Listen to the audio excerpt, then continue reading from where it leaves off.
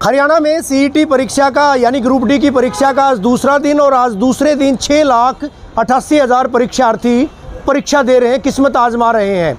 अगर मैं पहले दिन की बात करूं तो 6,87,000 परीक्षार्थियों को परीक्षा देनी थी, लेकिन 4,23,000 परीक्षार्थियों ने जो आंकड़े अभी तक मुहैया हो पाए हैं उसके मुताबिक परीक्षा दी थी।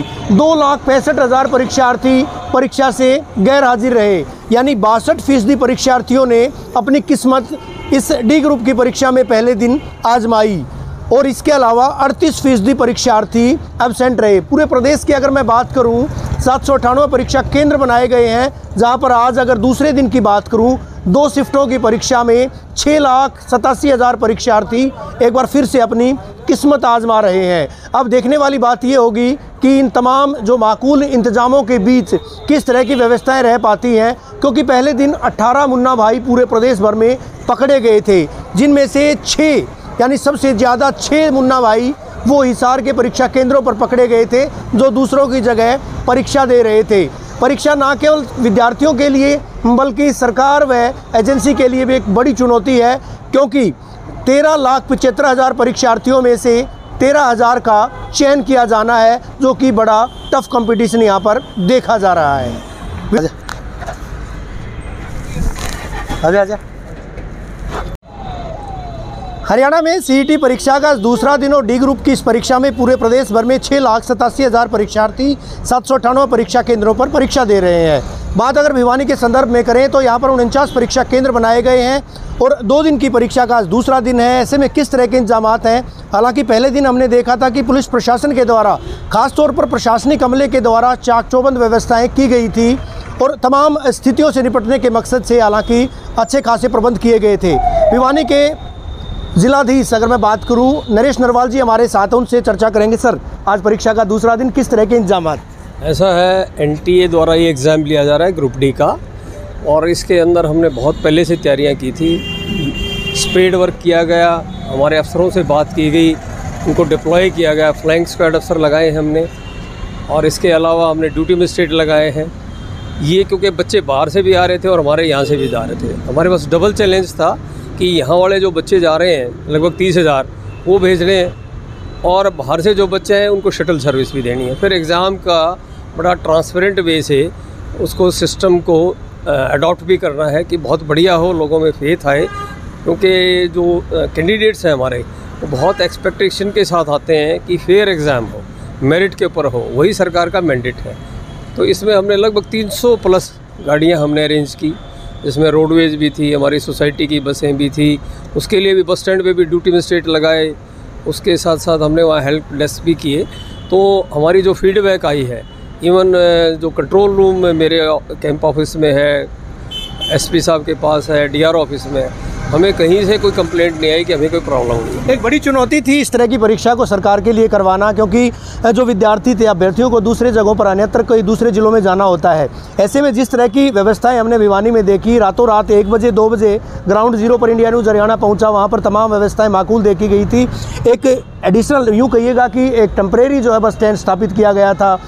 216 बसें राज्य परिवहन की, इससे इतर 200 सवा 200 बसें सोसाइटी की और साथ ही प्राइवेट स्कूल्स की बसें। एक राहत की बात थी। एक बड़ी चुनौती होती है सर इस तरह की परीक्षाओं में, जब साथ लगते ज़िले में 6 मुन्ना भाई पकड़े जाते हैं। ऐसे में किस तरह की स्ट्रेटेजी अख्तियार की गई भिवानी जैसे ज़िले में? ऐसा है, भिवानी में हमने हर रूम में जैमर है, CCTV है, बायोमेट्रिक है, तो ये बड़े पुख्ता इंतज़ाम हमने चेक किए। हमने सिक्योरिटी चेक वो है एडवांस में, जैसे ही एजेंसीज आई और एजेंसीज ने इंस्टॉल किए, हमने जॉइंट टीम बनाई पुलिस और सिविल अफसर्स की, उन्होंने सारे चेक किए कि भी अभी जैसे मैं भी सेंटर में आया, मैंने हर कमरे में, जिस कमरे में मैं गया वो देखा जैमर काम कर रहा है। और जो सेटिस्फेक्शन लेवल हमने देखा, बच्चों से बात किया, हमारे पास रोहतक झज्जर के बच्चे आए हैं, तो वो जितने बच्चों से बात की वो भी सेटिस्फाइड है। और कोई बच्चा, बड़ी खुशी की बात है कि बाहर से आके कोई बच्चा बगैर एग्ज़ाम दे नहीं रहा। तो जो एफर्ट सरकार का था, एक बिल्कुल इलेक्शन मोड में, जैसे हम इलेक्शन में काम करते हैं, इरिवर्सिबल प्रोसेस होता है, ये भी पूरा हमने काम उसी मोड से किया है। जो यहाँ शटल सर्विस भी हमने दी है, कोई बच्चा आ जाए बस में, बाहर की बसें बस स्टैंड तक आती हैं, 100 प्लस के आसपास हमने शटल सर्विसेज भी की हैं। 4 हमारे बस स्टैंड हैं, 2 हमारे सब डिपो हैं, तो सब डिपो पे भी हमने बसें लगाई हैं। और आपको एक शेयर करूंगा मैं कि हमारे ये अर्बन एरिया में सेंटर नहीं है, हमारे पास गांव में भी सेंटर है, भूषाण है, हमारा डिगावा है, हमारा कलिंगा है। तो इस तरीके से हमारे गांव में भी सेंटर है, बड़वा है सिवानी में। तो पूरे डिस्ट्रिक्ट में फैला हुआ जाल था ये। तो इसमें बहुत सहयोग रहा, पूरे हमारे प्रशासन की पूरी टीमें लगी हुई हैं। काफ़ी जो हमारे एक हमने एम्प्लॉय भी हमारा यहाँ रखा है सेंटर पे, ताकि वो भी एक ऑन द स्पॉट चेकिंग कर ले। कल पहले दिन की बात करें सर, पूरे प्रदेश में 38% विद्यार्थी जो है अनुपस्थित रहे थे। भिवानी में 18,000 परीक्षार्थियों ने परीक्षा नहीं दी थी, 28,000 परीक्षा दे पाए थे। तो एक वजह ये भी मानी जा सकती है कि उनको इस बात का संशय था कि ट्रांसपोर्टेशन नहीं मिल पाएगा, हालांकि व्यवस्थाएं दुरुस्त की गई थी। नहीं, ये देखो, इसकी ट्रांसपोर्टेशन के अरेंजमेंट हमने ट्रांसपोर्ट प्लान पहले ही बना दी थी, मीडिया के माध्यम से आप लोगों ने भी सहयोग दिया। हर मीडिया का, चाहे इलेक्ट्रॉनिक है, चाहे प्रेस का माध्यम है, उस माध्यम से हर जगह ये पहले हाईलाइट कर दिया था कि हर बच्चे को हम ट्रांसपोर्ट का अरेंजमेंट देंगे। हर बच्चे को, चाहे वो बाहर से आ रहा है, चाहे यहाँ से जा रहा है। और उसके लिए हमारा पूरा अमला ट्रांसपोर्ट का RTA का लगा हुआ था। हमारे स्कूलों ने भी सहयोग दिया, सोसाइटी ने भी सहयोग दिया। तो ये अटेंडेंस है जो 62% ऑन एन एवरेज हमारी भी यही आ रही है जो कल आई है। तो मैं ये मानता हूँ कि बच्चे और इसके अंदर अटेंडेंस जो 62% है वो भी अच्छी है।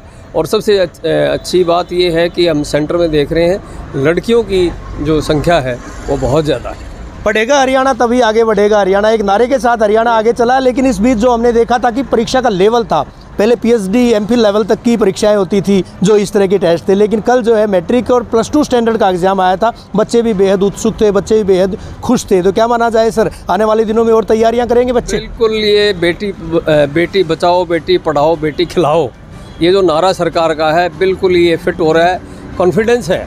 अब हमारी बेटियां आ रही हैं इतनी, एक क्लास में आप देखोगे, मैं अभी 1-2 क्लास देख के आया हूँ, उसमें 100% बेटियां बैठी हैं। तो बहुत अच्छा है, क्योंकि बेटी अपने परिवार के अलावा अगले परिवार को भी आगे बढ़ाती है। और स्थानीय बेटियां थी सारी हरियाणा की, अगर बात करें गृह जिलों में उनको केंद्र दिए गए। हाँ, ये भी एक बड़ी बेटियों के लिए ये बहुत अच्छा सरकार ने एक पहल की कि वो अपने होम डिस्ट्रिक्ट में हैं। जैसे मैं पूछ रहा था यहाँ पे, तो ये सरकार की बहुत अच्छी पहल है कि लड़कियों को यहीं की लोकल दे दिया।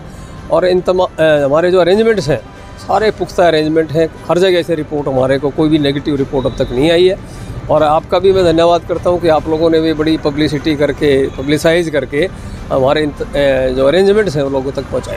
धन्यवाद। हमसे बात करने के लिए नरेश नरवाल जी, भिवानी के जिलाधीश, डिस्ट्रिक्ट मजिस्ट्रेट, इनका साफ तौर पर कहना है कि व्यवस्थाएं माकूल की गई हैं और तमाम व्यवस्थाओं की बदौलत ही जो पहले दिन की परीक्षा थी, हालांकि 62% लोग, जो 62% अभ्यर्थी इन परीक्षाओं में आए थे, 38% पूरे प्रदेश की बात करें, वही आंकड़ा जो है भिवानी का भी है कि 38% विद्यार्थी जो है वो कहीं न कहीं इन परीक्षाओं में अनुपस्थित रहे थे। तो निश्चित तौर पर जो है एक राहत की बात यह है कि जो व्यवस्थाएं जिस हिसाब से की गई थी, जिस कदर की गई थी, उनको इस लिहाज से सही माना जा रहा है। वीडियो जर्नलिस्ट सुमित अवस्थी के साथ रवि जांगड़ा, इंडिया न्यूज़ हरियाणा।